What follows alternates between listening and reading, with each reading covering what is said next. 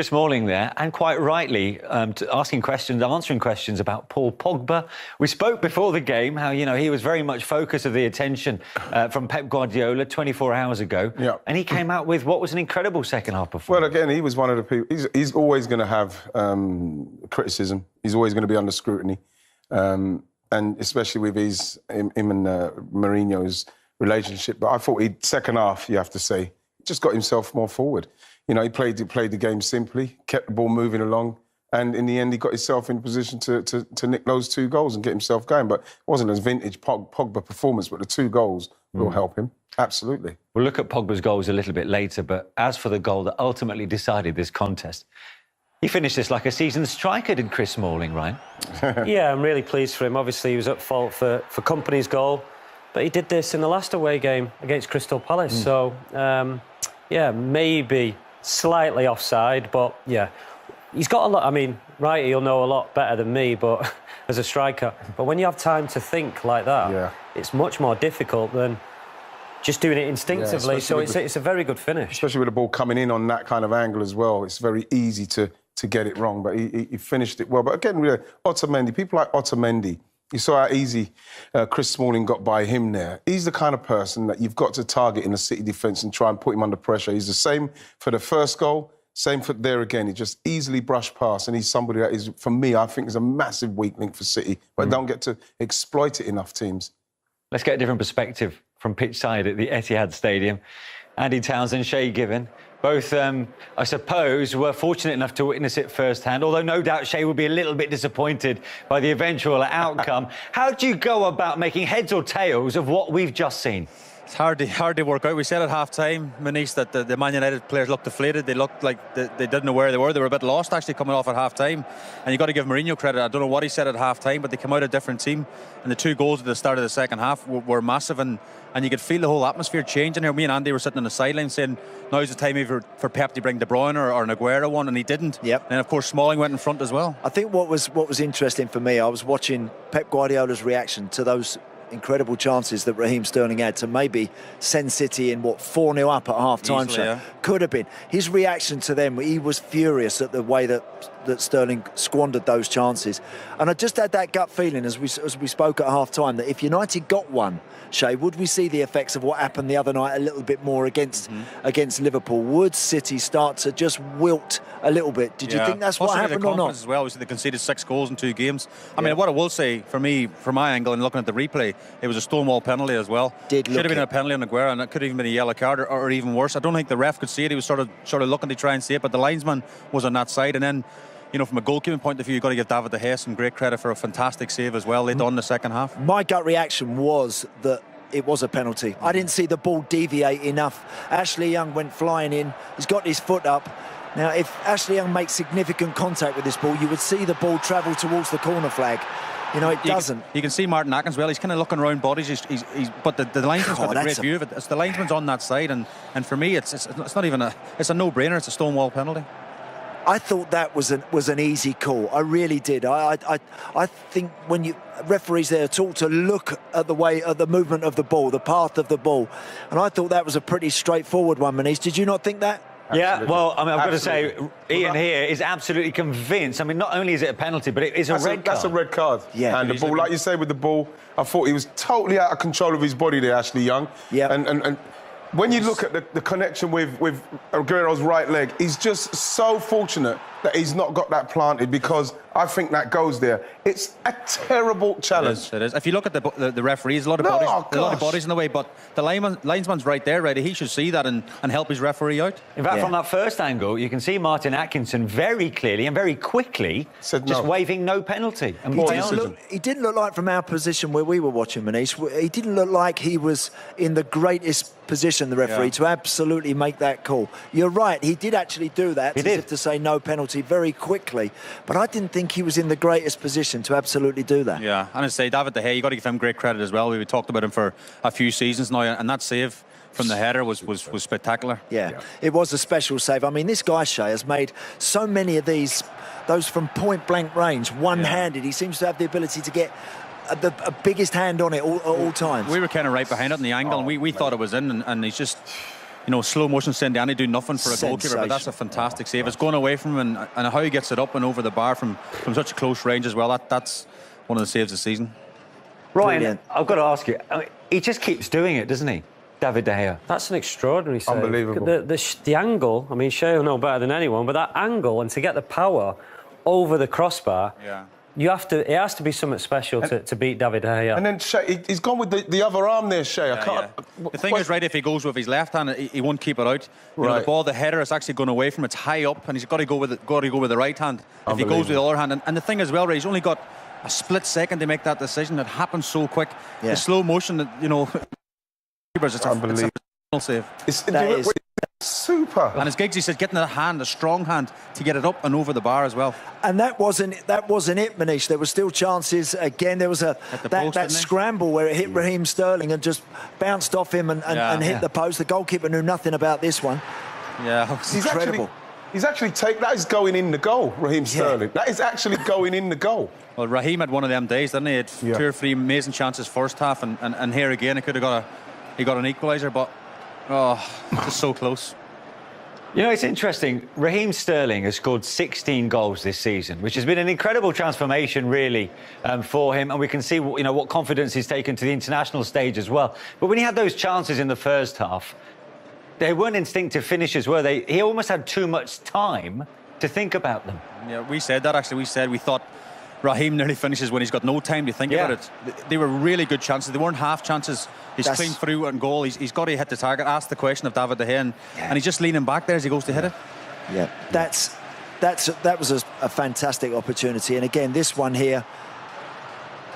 And again, he's not got the best feet when it comes to finishing neat and crisp and getting those shots away with real snap on them. He's improved significantly this year, but in that moment he looked a little bit like the Raheem Sterling we've seen from previous seasons when he gets those opportunities and doesn't quite take them. Ian, it's quite telling, isn't it, for a player that scored 16 goals, but you're never quite convinced that he'll finish those chances off winning those situations. No, I think that what you have to know, the last few steps you have before you're going on to finish, especially when you've got a defender coming or the goalie, you've got to get those quick steps in so you sort your feet out quicker. When you watched him, he never sorted himself. He was still coming across towards the left with the first chance, so his body's not even in the right position. And then the second one, he's actually leaning away, doesn't sort himself out, doesn't get his feet sorted so he can pick a side, and then it goes over the bar. Anytime I see one that goes over the bar, I'm always thinking that he's got to be leaning back and he hasn't got his feet sorted. It's all about technique. Interesting how Pep Guardiola will react to that. Shea, what do you think? Will it be an arm round the shoulder of Raheem Sterling? Probably. I mean, it's how Pep's going to react actually to the next game, because we said they've conceded 6 goals, lost 2 games in a row. Probably hasn't happened all season, I wouldn't have thought. And the confidence you can see the lads, the City lads coming off at the end, they're probably scratching their head a little bit. How have they lost that game? But they've got such a massive game here on Tuesday night against Liverpool in the second leg, and how does he pick these guys up off the floor now? Yeah, well, that's Sterling, who had a bit of trouble in front of goal, it has to be said. Not really the case for Paul Pogba, who, despite disappointing the first 45, certainly put in a telling contribution in the second half. 2 goals in a matter of, 98 seconds. This was an unbelievable turnaround from him. Yeah, it was. Look, I felt a bit sorry for him first off. I saw Pogba, Sanchez, Lingard. All they were doing first 45 minutes was tracking back towards their own goal. Look, Paul Pogba has got to be given a bit of a licence to be able to express himself. He has to. If Jose's going to tie him down so much, so significantly, you are not going to see anything from him. Second half, we saw a completely different Pogba when all of a sudden he's got the licence, Shea, to get in the box and to make the difference. It's like Mourinho said to him at half-time. He just took the shackles off him and just says, go and play. We've seen this at Juventus, obviously getting into forward positions and scoring goals. And he was... This is the Paul Pogba we've seen of France, of course, in Juventus, and we haven't seen enough of this at Man United, but... Great combination he's changed play, the game around, himself with the 2 great goals. Yeah, lovely chest that from Ander Herrera. Good run from Pogba. Not an easy finish, but makes sure that he takes care with that. And from that moment, United very much back in the game. I think significantly, almost straight away, you could see a very different United as soon as they're back in it. I tell you what, when you look at that, one of the things, again, I'm digging him out a bit, Otamendi, he makes some really poor decisions. He's got himself in a position there with Sanchez where Sanchez hadn't had to do too much to beat him. He's got to hold him up. He's going away from goal. Then the ball goes inside. He doesn't make any effort to get back in there. And he is someone, for me, Otamendi, that you've got to try and isolate him and get him under pressure. Righty, he commits to everything full-blooded, Otamendi. He dives into challenges, and you're absolutely right. When maybe if he just gave himself half a yard to just think about things, just delay people, but he doesn't. He always feels like he's got to go and affect the ball and make a challenge. And you're right, Sanchez spun him too easily. So after Pogba's first goal in 4 months, he got his second 98 seconds later, which was quite an incredible turnaround, really. Well, it's funny because before half-time, we didn't have enough time, Manish, because I wanted to say, get Sanchez off and get Rashford on. And as soon as I said it, he's had a hand in all 3 goals. But again, he does that. You know he's going to come inside on his right foot when he does that. Pogba's made another great ball. Made another great run in there. And the thing with this, it's a little bit behind Pogba. He's really done well to direct this on target, but he's done very well. But the ball in is fantastic. Brilliant goal. Great finish, Andy, from him. Brilliant stuff. And I'm delighted for him because, you know, he's had a tough period lately. He's had a particularly tough last 24 hours. I mean, what's been going on between agent and clubs, etc., etc. That's not easy to handle. And after his first 45 minutes, like everybody in a red shirt, very disappointed. All credit to him. That shows a proper player who can pick himself up and make the difference when his team really need to. Well, it's been fascinating getting your perspective from pitch side. Andy Schaefer now, we'll be hearing from you a little bit later in the programme, but for now, thanks very much indeed. Just want to explore one thing that you mentioned and what the gents there talked about.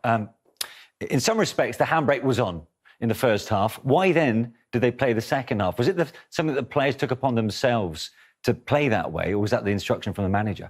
Well, you see the first goal, intent. They kept the ball, but then they had 7 players in and around the box.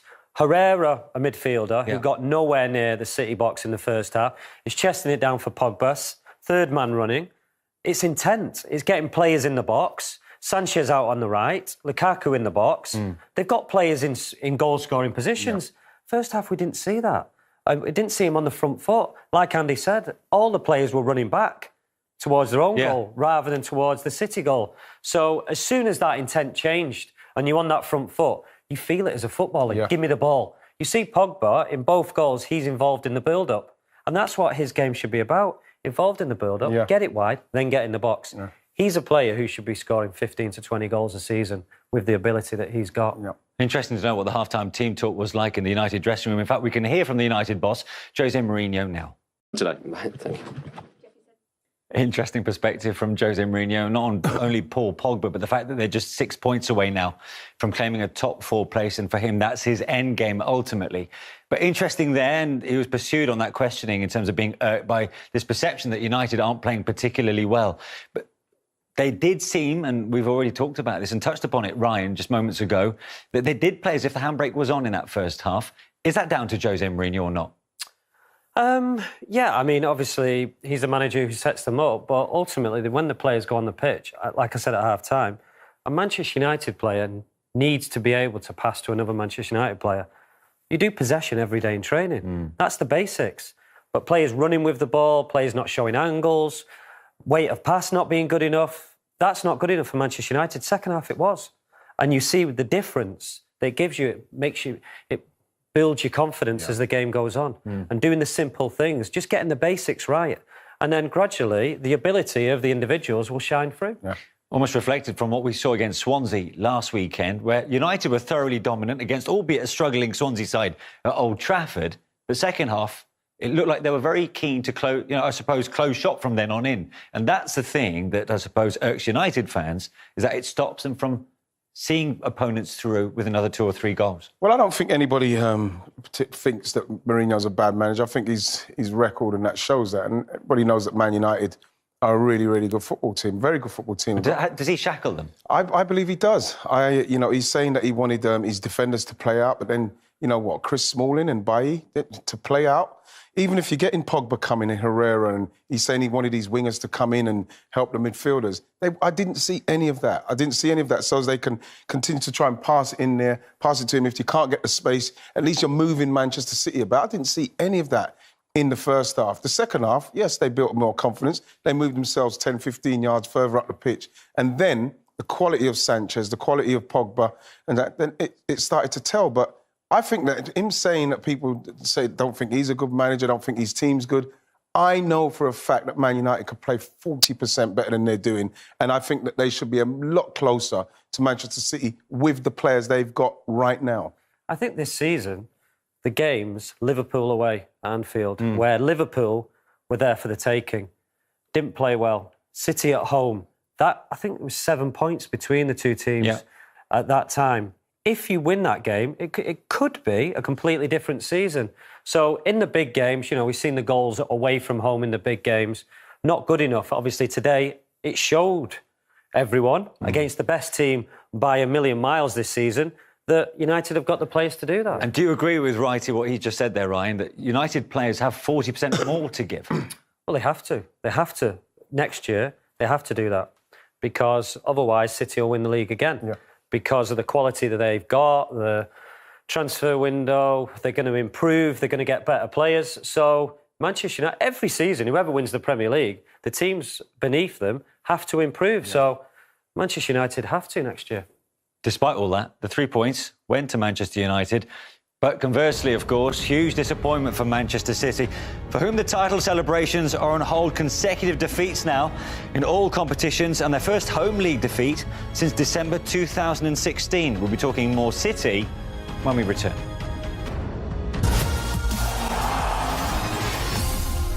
To put it in context, in the wake of the Wigan defeat in the FA Cup, Liverpool in the Champions League, and now this, they suddenly look a lot more fallible than they did before. They do, and those teams you didn't mention Bristol as well. All those teams really had to go and put Manchester City's back defenders under pressure. I said earlier on that I don't think he made too many mistakes with the selection. But when you look at the chances that Sterling missed, you have to look and say, would Jesus take those? Would Aguero take those if they were playing? You'd have to say they probably would, and then they go in 4-0, something like that. So you have to say that was a bit of a mistake for me. And the reason why you have to say it's a mistake now, because the gamble on Sterling being up there to be in the position to get those chances and not take them didn't work. And Ryan, a lot of people talk about, I suppose, the mental cost of a defeat like that today against Manchester United and the momentum. But physically, what has that taken out of Manchester City ahead of Tuesday night against Liverpool? Physically, okay. I think it's emotionally tiring. You know, when you concede 6 goals against your 2 biggest rivals, and to get yourself back up again, City have to play the perfect game in midweek now to go through to the Champions League semi-final. But knowing at the back of their mind, they've conceded goals. So there's that element of doubt now? Yeah, there's that element of doubt, right from the goalkeeper to the defenders. So they have to play the perfect game and no mistakes whatsoever. And to do that, you need the concentration and you need to be at your best, not for 89 minutes, but for 95 minutes. And that is very difficult to do against good sides. OK, let's get reaction then from the Manchester City captain. Here is Vincent Kompany. He looks pretty deflated, and understandably so. Yeah. Ian, what did you make of that? Well, like I say, it comes down to the chances. You could see that that's what they're all saying in the dressing room. That game should have been finished in the first half. But, you know, he's a perfect guy to be in that room, in that dressing room now, because you could see that he's, you know, he speaks sense. You know, he's going to be very sensible and he's going to get them going again because they're going to need to do it pretty quickly. Yeah, right. Yeah, and he's been there before. You know, he's got that experience. And from a City perspective, go home, have your ice bath, shut the curtains, don't watch the TV, no social media until Tuesday night, and you just concentrate on Tuesday night because, like I say, emotionally, this sort of game takes so much out of you. And to get back up, it'll take the perfect match to go through. So in the end, it wasn't the dream scenario that Manchester City fans had hoped for and claimed the win that would have been at the expense of their local rivals, for whom Paul Pogba played a pivotal part. And we'll be hearing from him after the break.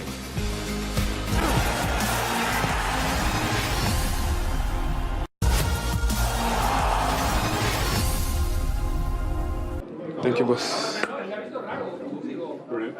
From those two to these two pitchside, Andy Townsend and Shay Given once more. We heard from Paul Pogba. Was that his best 45 minutes in a United shirt, that second half? He played very well against Everton, didn't he, at Goodison, I think. When was it? Just early in the new year, I thought he was very impressive in a game like that. But do you know what's interesting there is when I listening to the questions that Thierry was putting to him, Shay, and watching him myself, is that when he says you can't make those runs in a 2 because you have to have control. Yeah, he does have to have control as a midfield player, but it's only when they were 2-0 down that we saw the real Paul Pogba, that we saw the Paul Pogba that we know how capable he can be. Yeah. At the start of the game, it's all about that control, worrying about City, making sure that they stop them, that they nullify them.